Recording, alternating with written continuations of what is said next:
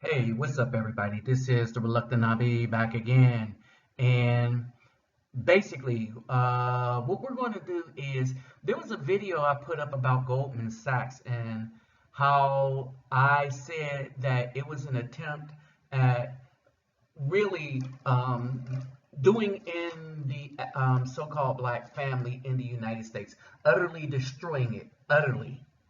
All right, and you could tell by the mentality of the black woman in this present day that, for the most part, for the majority of them, they feel themselves superior to the Afro man. But at the same time, they want protection from him. And so, for those of you who are saying to yourselves, wow, that is kind of like slavery. They want slaves. They want slaves to fight for them. But they don't want to submit to the slaves is because the slaves are beneath them. Well, where did this mentality come from? Well, it was CIA and all the rest of that stuff.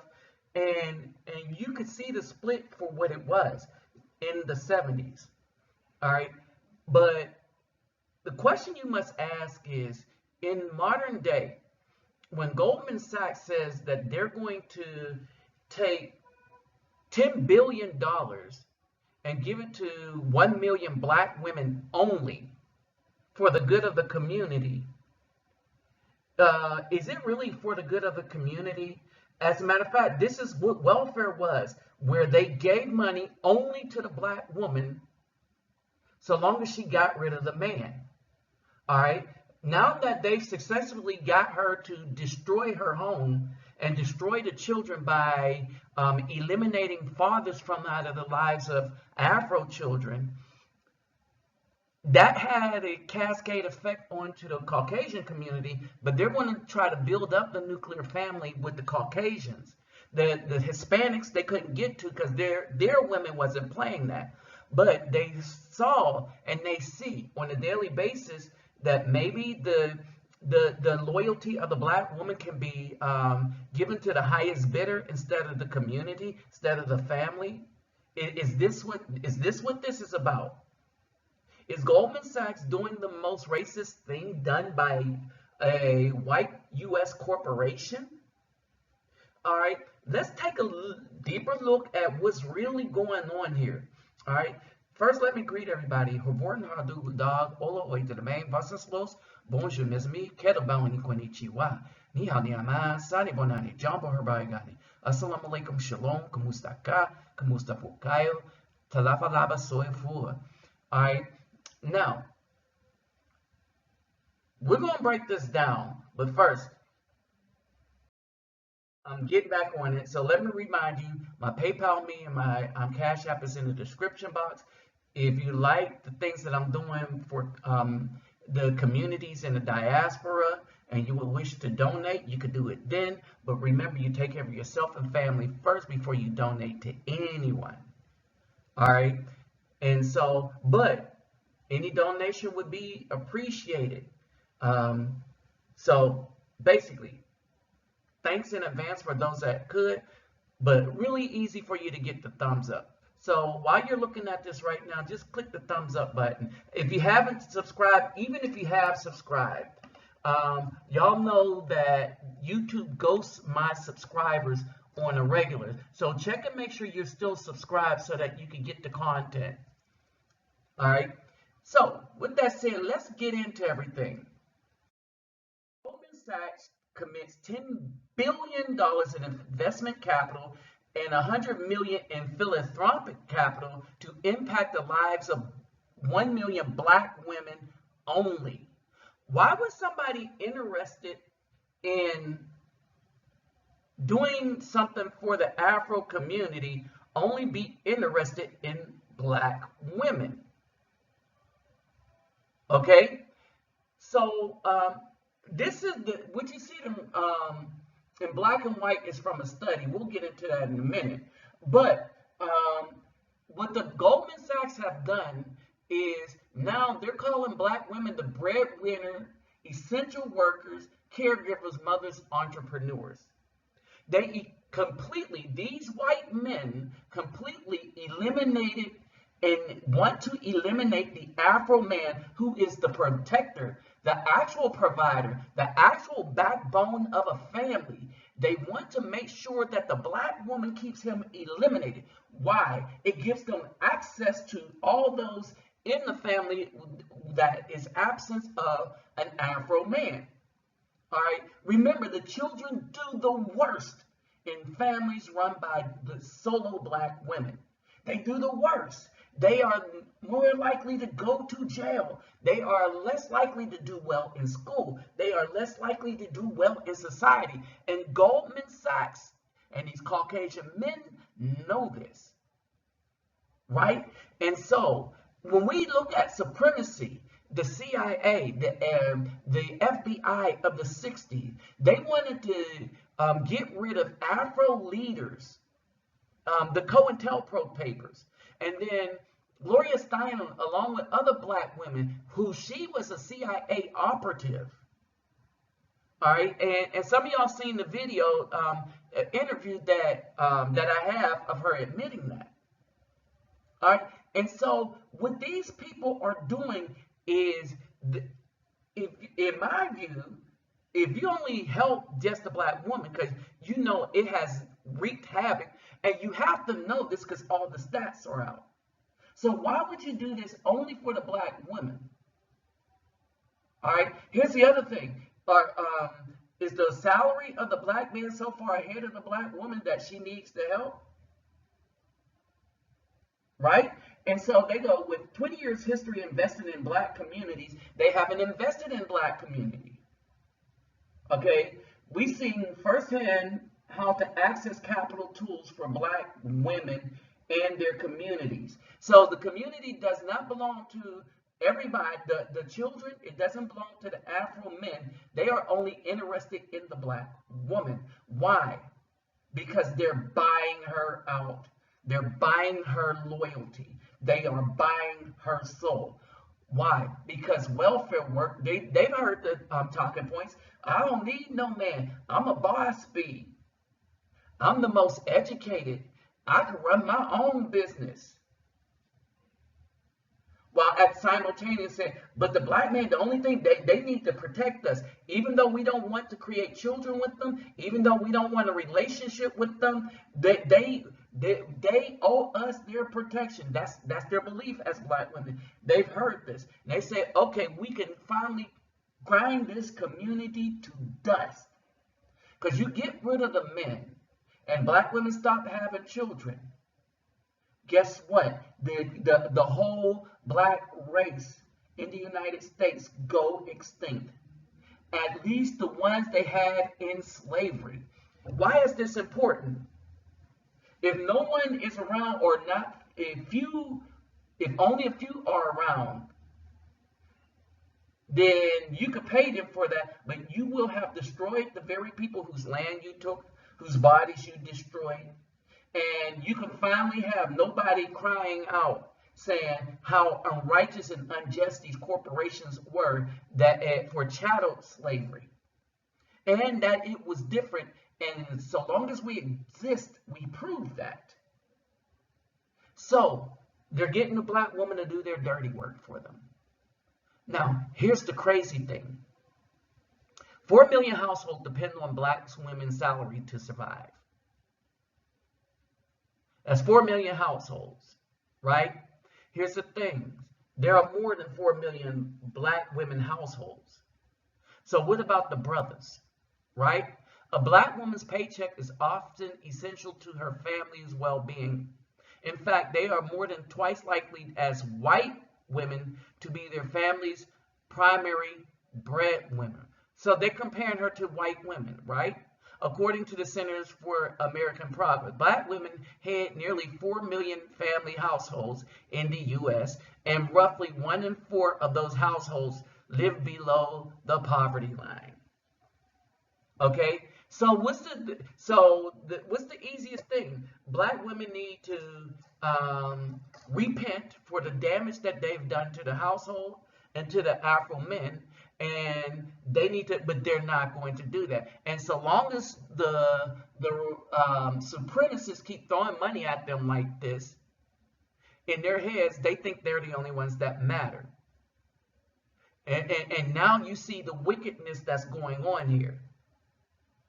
All right, and this is why I say, is this the most racist thing ever done by a corporation? Where you intentionally gas up the black woman to keep herself separated from the Afro man, like welfare did.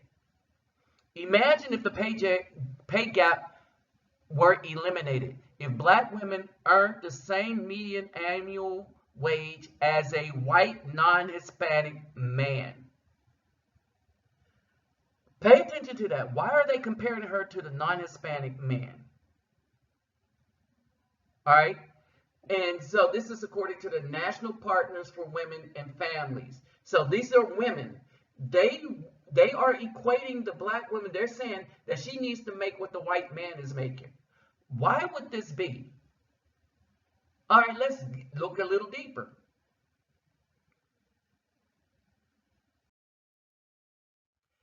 Women earning differ considerably between various racial and ethnic groups. Now, I want you to pay attention and just take a look at this.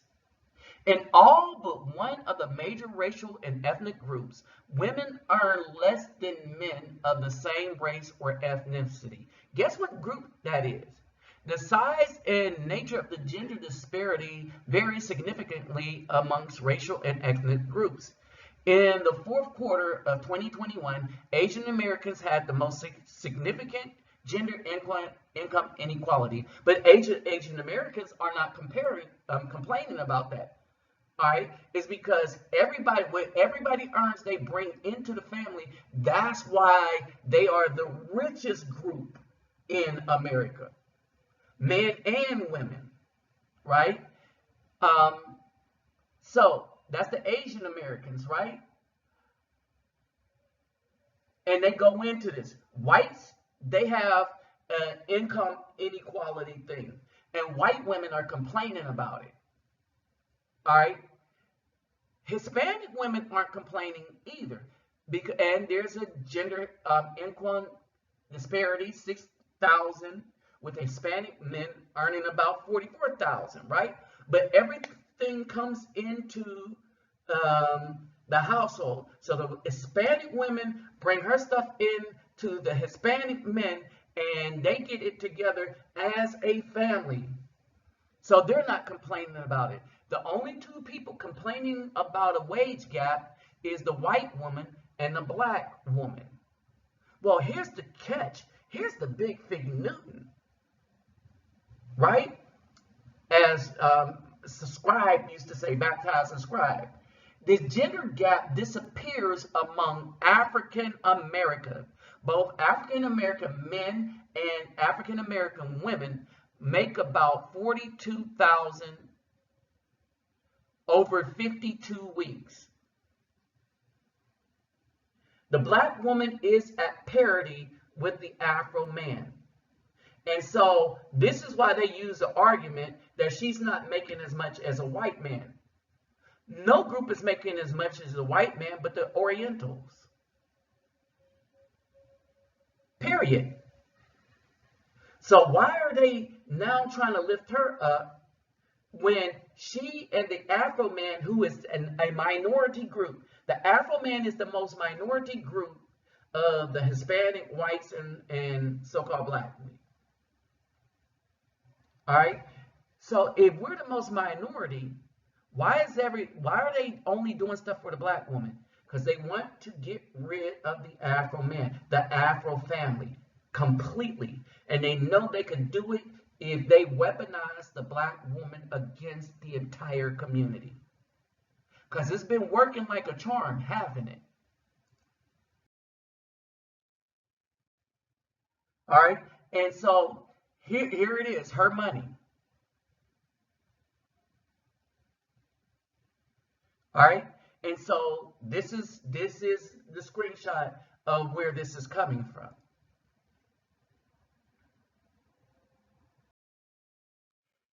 All right, and so they say, imagine if the pay gap was eliminated, right? So when you look at this, the African Americans who in many categories have the greatest gender economic equality, they have the greatest gender wealth disparity, um, those still having little wealth compared to whites. So why is there a disparity between the black man and black woman when it comes to wealth?